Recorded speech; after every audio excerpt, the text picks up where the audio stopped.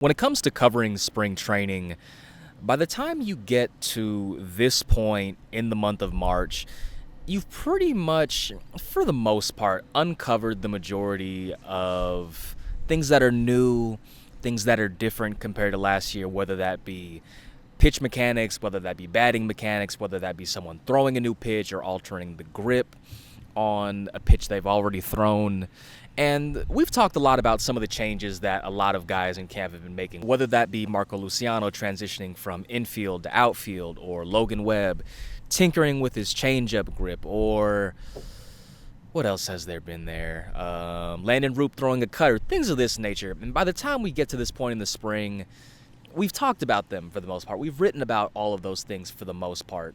But in a really weird way, despite it being March 17th, despite us being towards the end of spring, this was actually a game I was really looking forward to, that being Justin Verlander starting at a road venue, and not only a road venue, but a road venue that had StatCast capabilities. As we've talked about in previous videos and as I've written about in previous articles, Scottsdale Stadium does not have StatCast capabilities, and for the majority of spring, the games were not televised. So as far as having tangible data to bite into, the only thing that we could really latch onto with any confidence was just pure fastball velocity, and that was because it was shown on the scoreboard at Scottsdale Stadium. But when it came to things like spin rate, a horizontal movement, vertical movement, we didn't have access to those figures, at least public access. And even when it came to other pitches that Verlander was throwing, whether it be his curveball,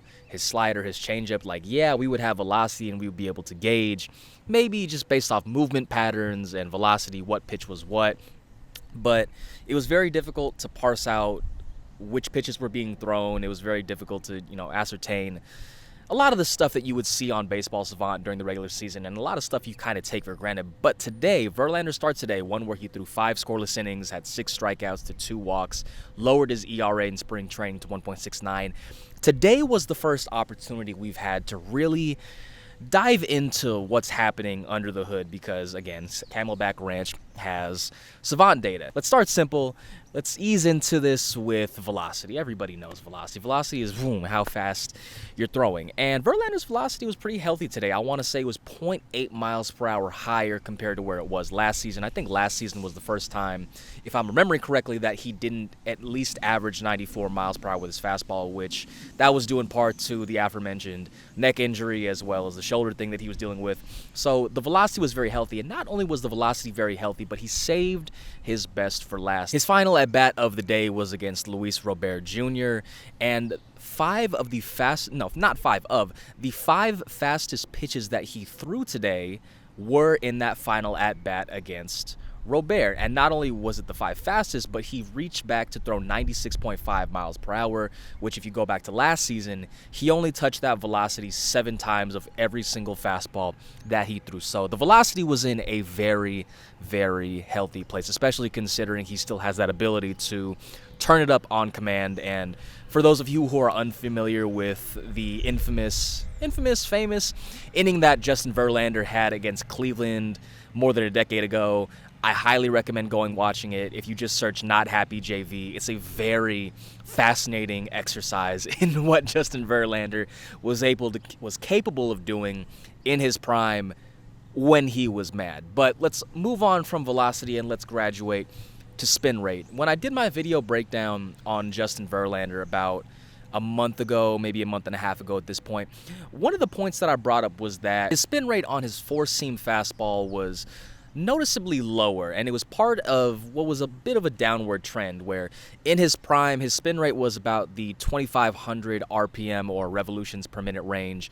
I want to say it was as high as 2,600 in one year, but the last couple years it's been down to the 2,400 range, and last year specifically it was 2,395. And the reason that spin rate is important for 4-seam fastballs in particular is that when you're throwing a fastball, the more spin that you have, the more backspin you generate, which means the less your fastball drops. So when hitters talk about a rising fastball, the pitch isn't actually rising due to the forces of gravity, but rather it's dropping less compared to what a hitter might expect. Now, Verlander's four-seam fastball spin rate today, I can't remember what it was, but it was in the 2,300 range, and it was down compared to last year.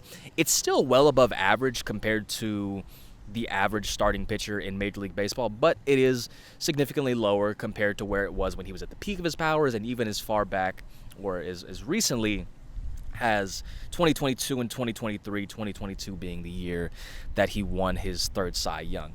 The other part of today's outing that I wanted to dive into was his curveball. As we talked about previously in the spring, Verlander has been throwing a curveball with more horizontal movement. And again, this is something that we've seen in some of his outings, and this was something that was revealed to us after the outing he had at Papago Park.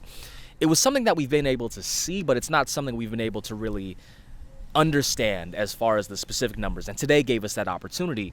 As far as the curveball, it was generating 3 more inches of glove side movement, that being said, moving right to left compared to where it was last year, but it was also moving a little less vertically compared to where it has in previous years. I want to say last year, when it just came to pure vertical drop, not induced vertical break, just pure vertical drop, Justin Verlander's curveball was at 59 inches last year, but today it was down to 50. So that was something I was really interested to see, not just the fact that the curveball was moving more horizontally, but the degree to which it was moving more horizontally. And with Verlander in particular, given how much he's willing to tinker, given how much he has tinkered with that curveball already, I'm curious to see if he gets even more horizontal movement, especially once we get out of Arizona, and Arizona's infamous for making pitches not spin as much compared to other venues. So I'm curious if once we get to San Francisco or even Cincinnati, if that pitch has any additional horizontal movement, if it has any additional vertical drop, or if this is roughly what we might see over the course of the regular season.